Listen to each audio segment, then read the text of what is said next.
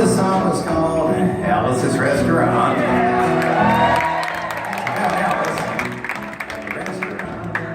Alice's Restaurant was never the name of the restaurant. That was always just the name of the song. And I guess, well, that's why I still call the song Alice's Restaurant. You can get anything you want at Alice's Restaurant. You can get anything you want at Alice's Restaurant. Walk right in, it's around the back, just a half a mile from the railroad track. You can get anything you want at Alice's Restaurant. Well, it all started about 53 Thanksgivings ago. 53 years ago on Thanksgiving, when my friend and I decided to go up and visit Alice at the restaurant. But Alice didn't used to live in a restaurant. She used to live in the church nearby the restaurant in the bell tower with her husband Ray and Facha the dog. And living in the bell tower like that, they used to have a lot of room downstairs where the pews used to be in. And seeing as how they took out all of the pews and having all that room, well, they decided that they didn't have to take out their garbage for a long time. We got up there, found the place was filled with garbage, and we decided it'd be a friendly gesture for us to take the garbage down to the town dump. So we took half a ton of garbage, put it in the back of a red VW microbus, took shovels and rakes and implements of destruction, and headed on toward the town dump. I only have 7 minutes and 50 seconds. There was a sign, a chain across the road saying, closed on Thanksgiving. We had never heard of a dump being closed on Thanksgiving before. So with tears in our eyes, we drove off into the sunset looking for another place to put the garbage. And we didn't find one until we come to a side road. And off at the side of the side road, there was a 15-foot cliff, and at the bottom of the cliff, there was another pile of garbage. And we decided that, well, one big pile would be better than 2 little ones. Rather than bring that one up, we decided to throw ours down. And that's what we did. Drove back to the church, had a Thanksgiving dinner that couldn't be beat, went to sleep and didn't get up until the next morning when we got a phone call from Officer Obi. He said, "Kid, we found your name on an envelope at the bottom of a half a ton of garbage. Just wanted to know if you had any information about it." And I said, "Yes, sir, Officer Obi. I cannot tell a lie. I put that envelope under that garbage." It was after talking to Obi for about 45 minutes over the telephone that we finally arrived at the truth of the matter. And Obi said we had to go down and pick up the garbage, and we also had to go down and talk to him at the police officer station. Now, friends, there was only one of two things that Obi could have done at the police officer station. And the first thing was, he could have given us a medal for being so brave and honest over the telephone, which wasn't very likely, and we didn't expect it.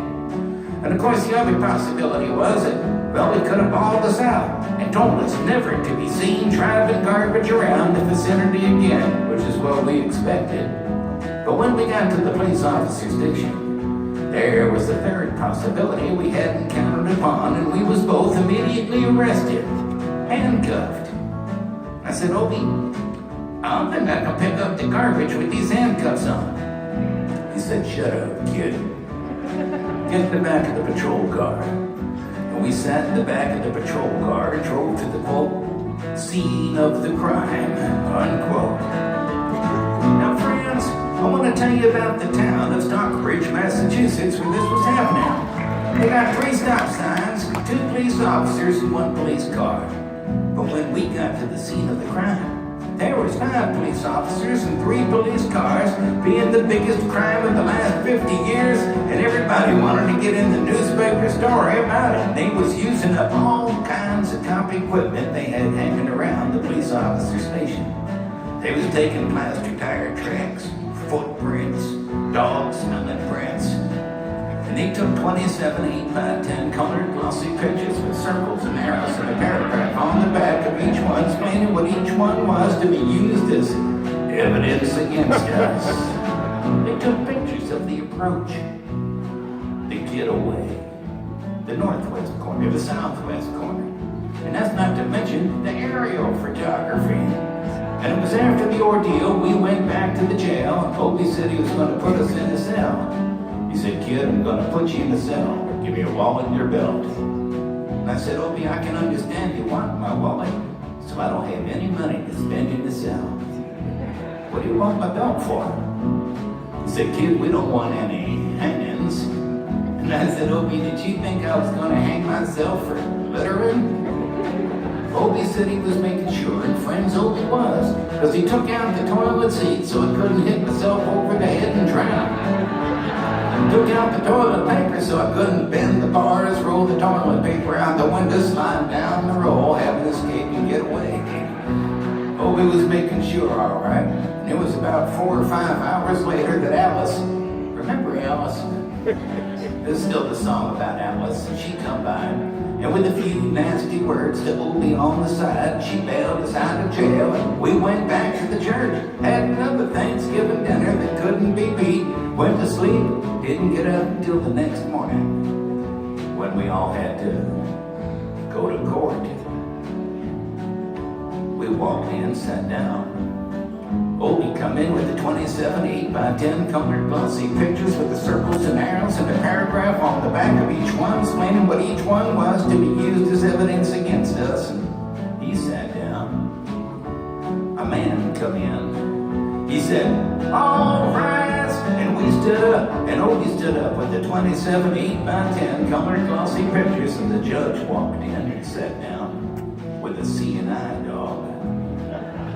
He sat down, we sat down, Opie looked at the CNI dog, and then at the 27 8x10 colored glossy pictures, and looked at the CNI dog.